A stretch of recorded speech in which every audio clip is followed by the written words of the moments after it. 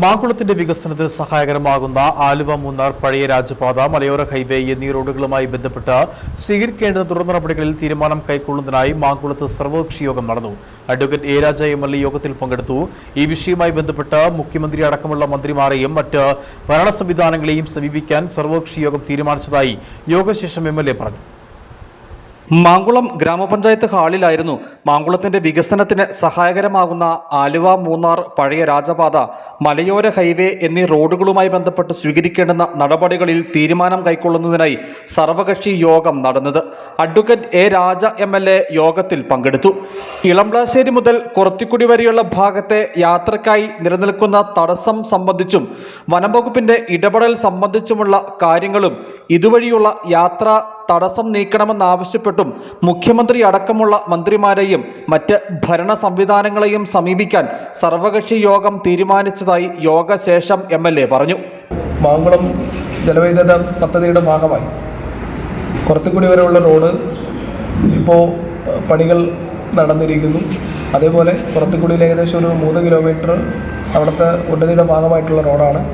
പിന്നീട് വരുന്ന ഒരു ഏകദേശം ഒരു 7.5 കിലോമീറ്റർ റോഡ് ഇപ്പോൾ വനംവകുപ്പ് അനാവശ്യമായിട്ടുള്ള തടസ്സങ്ങൾ സൃഷ്ടിക്കുകയാണ്.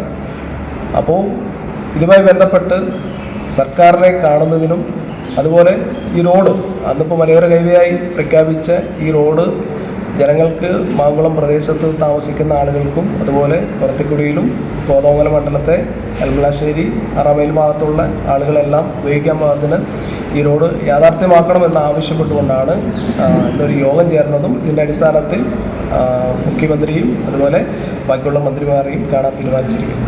യോഗത്തിൽ ജില്ലാ panchayat president Rarichan Nirnakunnel, Mankulam panchayat president Geetha Anand, panchayat vice president Anil Antony, ജില്ലാ പഞ്ചായത്ത് അംഗം അഡ്വക്കേറ്റ് ഭവ്യ, ബ്ലോക്ക് പഞ്ചായത്ത് അംഗം പ്രവീൺ ജോസ്, മറ്റ് പഞ്ചായത്ത് അംഗങ്ങൾ, വിവിധ രാഷ്ട്രീയ പാർട്ടി പ്രതിനിധികൾ, വിവിധ സംഘടനാ പ്രതിനിധികൾ എന്നിവർ പങ്കെടുത്തു.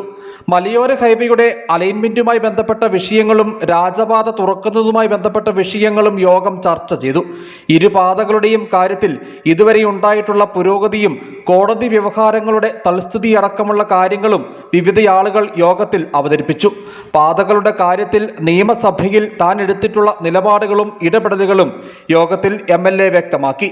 പാതകൾ യാഥാർത്ഥ്യമാക്കുന്നതിനായി ഭരണതലത്തിൽ കൂടുതൽ സമ്മർദ്ദം ചെലുത്തണമെന്ന ആവശ്യം വിവിധ രാഷ്ട്രീയ പാർട്ടി പ്രതിനിധികൾ MLAക്ക് മുമ്പാകെ അവതരിപ്പിച്ചു. News bureau, Adimali.